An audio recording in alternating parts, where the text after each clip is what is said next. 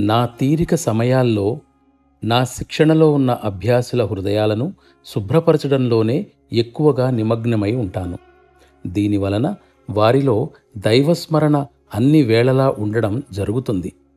ఈ సేవ నేను భగవత్ సేవకు బదులుగా చేసే పని కాబట్టి ఇది నా ప్రథమ కర్తవ్యం. కానీ ఇది చాలా కష్టమైన పని. దీనికి చాలా సమయం పడుతుంది. బహుశా అభ్యాసి సహనం నశించవచ్చు కూడా. ఈ నిర్మలీకరణ జరుగుతున్నప్పుడు లేదా మనలోని ముద్రలు, బంధనాలు తొలగిపోతున్నప్పుడు సాధారణంగా ధ్యానం చేయాలన్న ఆసక్తి ఉండదు. వాస్తవానికి ఈ పవిత్ర లక్ష్యాన్ని సాధించటానికి చాలా ప్రభావవంతమైన సాధనం ఈ నిర్మలీకరణ ప్రక్రియ.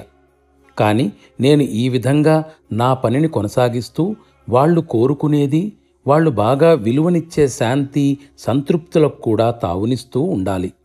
ఈ కారణంగా ఈ తరహా ప్రాణాహుతి పొందుతూ ఉన్నప్పటికీ ధ్యానంలో ఆసక్తి కలగనందున దీనివలన ఏమీ ప్రయోజనం లేదని అభ్యాసి సత్సంగకు రావడమే మానుకోవచ్చు.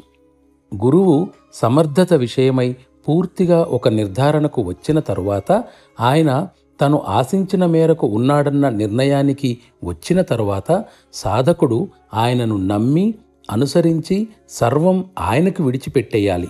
ఇదే సరైన పద్ధతి.